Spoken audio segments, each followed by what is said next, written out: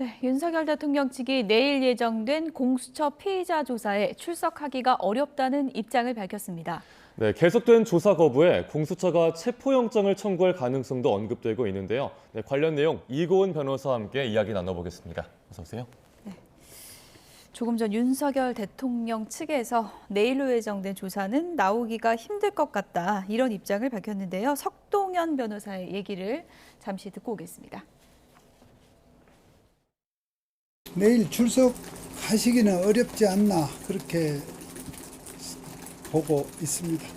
여건이 안 되었다는 정도로 말씀을 드리겠습니다. 탄핵 심판 절차가 우선이라는 생각을 하고 있고, 탄핵 심판 피청구인으로서 대통령의 기본적인 입장, 이런 부분들이 헌법 재판관들에게 또 국민들에게 좀 설명이 된 상태에서 설명이 좀 되어야 하는 것이 우선이다, 이런 생각입니다. 네, 내일 대면 조사를 받기에는 여건이 안 되어 있다, 이런 표현을 썼는데 어떤 게 안 되어 있다는 얘기일까요?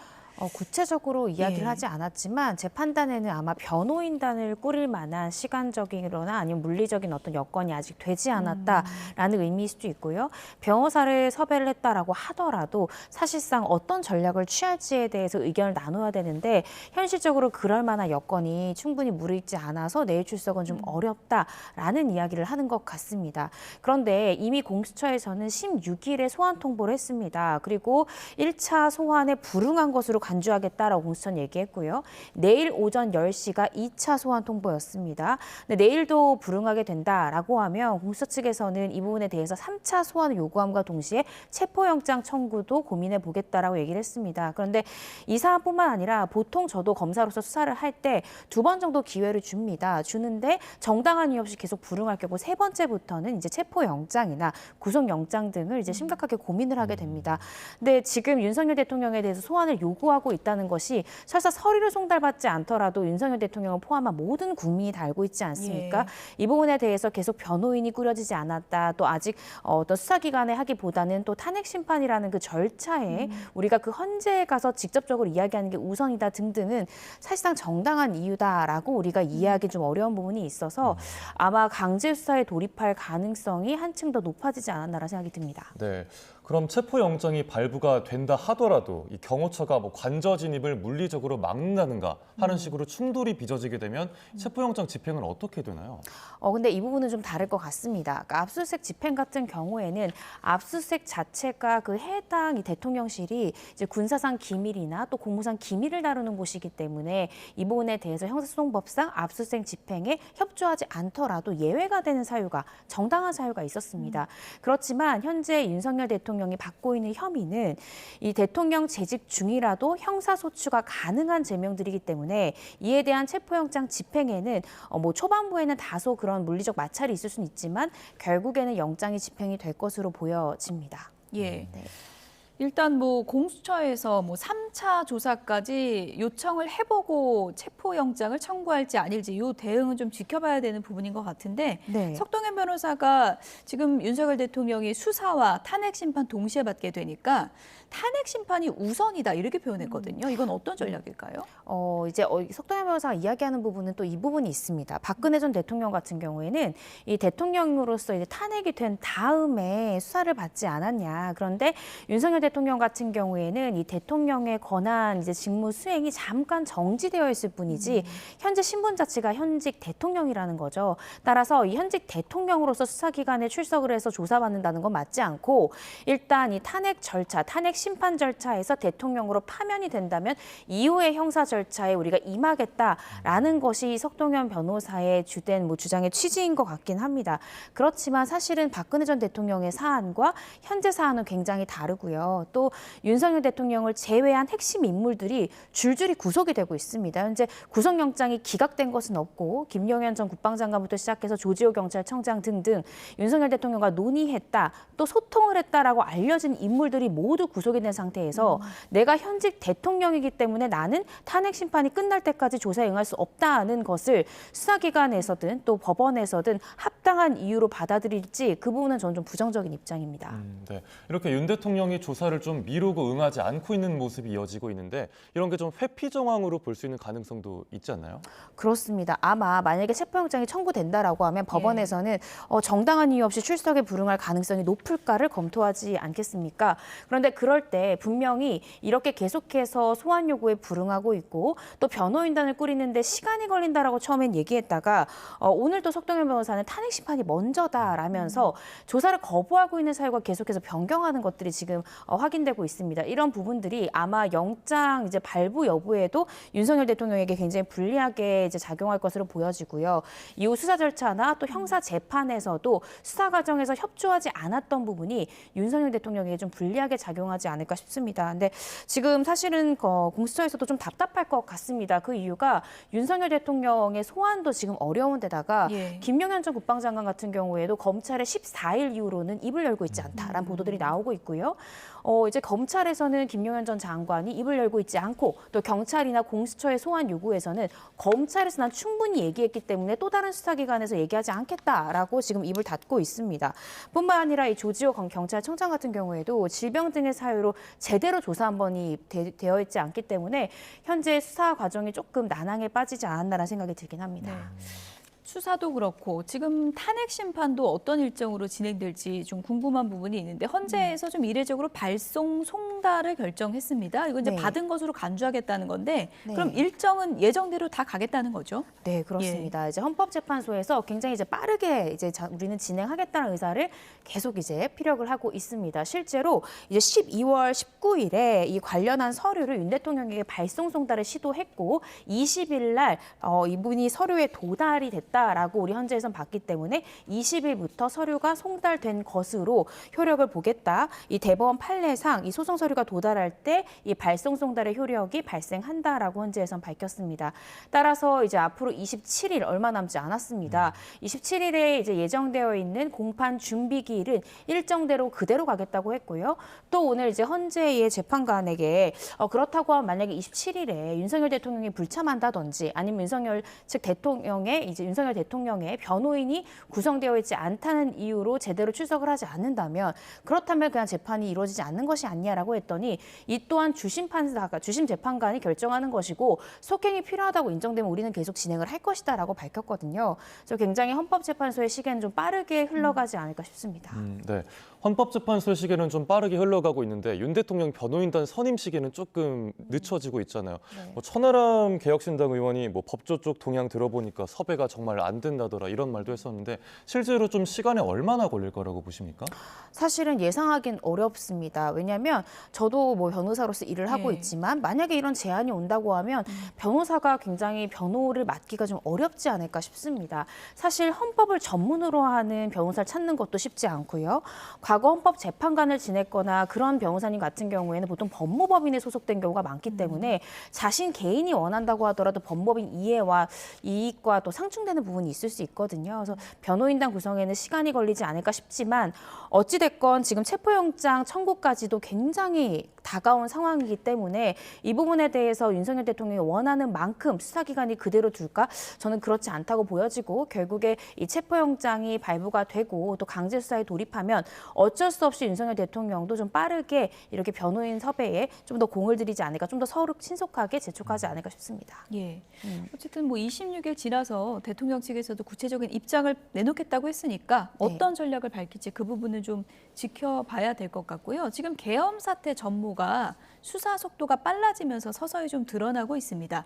노상원 전 사령관이 지금 핵심 인물로 꼽히고 있는데 노상원 전 사령관 수첩에 적혀 있는 그런 키워드들이 상당히 좀 충격적인 단어들도 있어가지고요. 근데 이제 수사 그리고 이제 재판에 갔을 때 이 수첩이라는 거는 증거 효력으로 어떤 의미가 있습니까? 수첩에 굉장히 충격적인 단어들이 많이 발견이 됐죠. 예. 뭐 예를 들어 사살이랄지 또 NLL에서 북의 공격을 유도, 뭔가 이렇게 핵심 단어들과 짧은 문장들이 발견이 되었는데 지금 이 부분에 대해서 경찰 측에서는 하나의 외환죄나 혹은 이 내란죄의 중요 증거가 아니냐라고 또 이야기들도 나오고 있습니다. 그렇지만 사실은 이게 만약에 이 노 전 사령관이 내가 누군가로부터 대화한 것을 적은 것이 아니라 예. 내가 그냥 혼자 상상 속에서만 생각했던 걸 적었을 뿐이다라고 주장을 하고 이러한 주장을 탄핵할 만한 다른 증거가 나오지 않는다면 사실상 이 수첩의 기재만으로 어떤 외환을 도모했다든지 내란죄의 어떤 중요 증거랄지 이렇게 보기 또 어려운 측면이 있을 수 있습니다. 수첩만으로는 결정적인 증거가 되기는 좀 힘들 수 있다. 예. 네, 수첩을 적었던 그 멘트가 윤석열 대통령이랄지 아니면 계엄에 지금 가담했던 인물들과 대화해서 적었다라는 어떤 추가적인 증거가 좀 더 필요할 것 같습니다. 네. 그런데 12월 3일 그 계엄 당일에 한 오후 6시쯤으로 알려졌습니다. 정부사 판교 회의가 있었다고 하는데 이 회의록이 만약에 공개가 되면 그러면은 수첩도 증거로서 인정을 받을 수 있는 가능성이 높아집니까?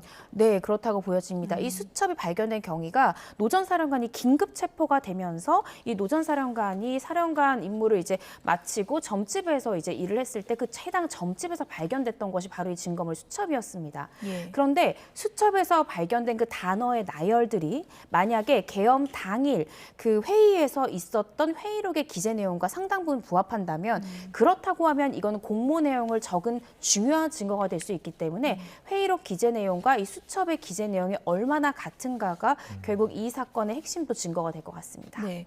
그런데 이 회의록이나 수첩에 적혀 있는 이 지시 내용이 어느 선에서 지시했느냐 이 부분을 또 밝혀내는 건 또 다른 문제 아닙니까? 그렇습니다. 예. 그러니까 회의록이 있다라는 말은 회의록에 참석한 사람이 누군지 우리가 알 수 있고 예. 또 그 회의록에서 누가 어떤 발언을 했는지가 또 확인되는 것이 회의록이지 않습니까?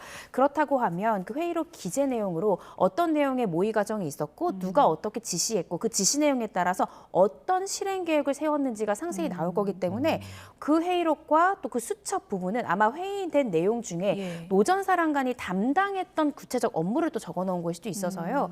그 회의록 기재 내용, 수첩의 기재 내용을 좀 종합적으로 봐서 예. 그날 일을 다시 한 번 더 복기를 해봐야 될 것 같습니다. 그러니까 노 전 사령관은 그 판교 회의에 참석을 한 걸로 알려지고 있기 때문에 지금 수첩도 나온 거고요. 네. 지금 이런 상황에서는 김용현 전 장관의 진술이 상당히 중요해지겠네요. 상당히 중요할 예. 것 같습니다. 그런데 아까 제가 말씀드렸듯이 예. 14일부터 김용현 전 장관이 검찰 조사 때도 진술 거부권을 행사하고 있고요. 다른 수사기관의 이제 조사 요청에 대해서는 모두 불응하고 있습니다. 왜냐하면 동일한 자에 대해서 여러 수사기관이 소환 요구하는 것 불법이다, 위법하다라고 지금 주장하고 있거든요. 따라서 그 회의에 참석했던 중요 인물 중에 하나인 김용현 전 장관의 진술 앞으로 좀 더 지켜봐야 될 것 같습니다. 네, 그 김용현 전 장관 구속 시한이 28일에 만료가 되잖아요. 네. 근데 28일까지 만약에 김 전 장관이 진술을 거부하면 그 다음 절차는 어떻게 되는 건가요? 검찰에서는 해당 피의자가 진술을 거부한다고 해서 기소를 하지 않거나 하진 않습니다. 예. 진술을 거부한다 하더라도 다른 정황 증거나 또 다른 관련자들의 진술로서 혐의 입증이 충분하다라고 판단하면 검찰은 당연히 구공판으로 기소할 수 있습니다. 따라서 아마 지금 28일 얼마 남지 않았습니다. 검찰에서는 김용현 전 장관이 그 며칠 남은 사이에 진술을 할 가능성 매우 낮기 때문에 김용현 전 장관이 더 이상 진술하지 않는다는 전제 하에 다른 증거들을 아마 검토해서 그 증거들을 기반으로 해서 현재 공소사실이나 공소장 작성이나 이런 것들을 하고 있지 않을까 싶습니다. 예, 노상원의 수첩이 어느 정도 증거 효력을 갖게 될지는 추후 수사가 이제 뒷받침이 돼야지 그 부분을 알 수 있을 것 같은데 그 내용 중에서 여러 가지 내용이 있지만 이제 NLL 관련 그 내용을 보면은 이거는 지금 진행되고 있는 수사와 다른 차원, 그러니까 외환죄 적용 여부도 들여다볼 수 있다 이런 해석이 나오고 있던데요. 맞습니다. 예. 그러니까 북을 자극을 해서 이 계엄 사태를 좀 더 정당화시키려고 했던 것이 아니냐라는 또 이런 의도를 엿볼 수 있는 메모이기도 한데요. 이 부분이 이제 우리 형법 제99조에 규정되어 있는 일반 이적, 이 외환죄에 해당하는 것이 아니냐라는 논란들이 나오고 있습니다. 대한민국의 군사적 이익을 해치거나 또 이 적국의 군사적 이익을 공유한 자는 무기 또는 3년 이상의 유기징역에 처하도록 되어 있고요. 네. 심지어 외환죄 같은 경우에는 미수범 처벌 규정이 있을 뿐만 아니라 예비 예비 음모죄도 2년 이상의 유기징역형으로 처하도록 되어 있습니다. 따라서 만약에 이 메모 내용대로 실제 회의록에서도 그러한 회의들이 이루어졌고 그렇다라고 하면 이 외환에 대해서 미수 내지는 예비 음모죄 성립이 또 가능할 것으로 보여집니다. 네. 외환죄 적용 가능성이 그럼 실제로 얼마나 될 거라고 보십니까? 실제 해당 수첩이 정말로 그 논의 내용 중에 나온 것이고 또 구체적으로 이렇게 북을 자극하기 위한 어떤 실행 방법까지도 회의록에서 나온다고 하면 예비 음모죄 이상이 충분히 성립하지 않을까 싶습니다. 네. 수사가 지금 발빠르게 진행되고 있기 때문에 계엄 사태와 관련해서 전모의 퍼즐이 맞춰질지 이 부분을 좀 지켜봐야 될 것 같고요. 이재명 민주당 대표 수사 관련 얘기도 끝으로 좀 해보도록 하겠습니다. 공직선거법 위반 혐의 지금 항소심 이제 절차에 들어가게 되는데 지금 국선 변호인이 지금 선임됐다 그러는데 이 과정을 어떻게 이해를 해야 되는 거죠? 사실은 지금 예. 윤석열 대통령도 서류 송달을 잘 받고 있지 않아서 많은 국민들이 또 비판을 하고 있는데 이재명 대표 같은 경우에도 이제 1심에서 집행유예가 선고가 됐습니다. 예. 공직선거법 위반 사건에 대해서는요. 그런데 이 사건에 대해서 항소장을 한 달 전쯤 제출을 했는데 항소장을 제출하고 이 소송 기록이 2심 법원에 도착하면 소송 서류 접수 통지서라는 것이 당사자에게 송달이 됩니다. 그럼 송달 받은 날로부터 20일 이내에 항소 이유서를 제출해야만 합니다. 따라서 소송 기록 접수 통지서를 당사자가 제대로 받지 않는다라고 하면 그 항소 이유서 제출 기한이 계속해서 연기가 되는 것이기 때문에 그 부분에 있어서 서류를 잘 받지 않으려고 했던 것이 아니라는 비판들이 있었는데요. 결국 송달을 받았습니다. 네. 인편으로 이제 전달을 했고 송달을 받았고 그런 상황에서 변호인이 아직 지정되어 있지 않기 때문에 항소심 법원에서는 또 변호인 선정을 이유로 이 예. 절차가 지연될 것을 우려해서 일단은 이재명 대표 정치인이지만 국선 변호사를 지정을 했습니다. 아. 이 네. 의미는 이제 항소 이유서 제출 기한 이제 불변 기한으로 정해져 있거든요. 예. 그 안에서 국선 변호사라도 항소 이유서를 제출하든가 아니면 사선 변호인 선임해서 그 기한까지는 반드시 항소 이유서를 제출해야 된다라고 재판부에서 못 박은 것이다. 우리가 또 이렇게 볼 수 있습니다. 네, 말씀해 주신 대로 정치인에겐 이례적으로 국선 변호인이 선임이 됐는데 이재명 대표가 사선 변호인을 다시 선임을 하면 절차가 더 미뤄지는 거 아닙니까? 그렇진 않습니다. 국선 변호사가 선정이 되어 있기 때문에 이후 사선을 선임한다 하더라도 본인이 소송 서류를 송달을 받았기 때문에 이미 그 불변 기한은 정해져 있고요. 사선 변호인을 통해서 정해진 기한 안에 항소 이유서를 제출을 해야 합니다. 네. 뭐 국선 변호사로 계속할 가능성은 높진 않겠죠, 아무래도. 네, 예. 저는 굉장히 낮을 것 같습니다. 예. 모르겠습니다. 1심에서 계속 같이 했던 변호인을 다시 선임을 할지 아니면 새로운 변호인단을 꾸릴지는 좀 더 지켜봐야 될 것 같습니다. 네. 어쨌든 상당히 이례적인 상황인데 이재명 대표가 이 재판 전략을 어떻게 가져갈지 이 부분은 좀 기다려 보도록 하겠습니다. 지금까지 이고은 변호사와 함께 얘기 나눠봤습니다. 고맙습니다.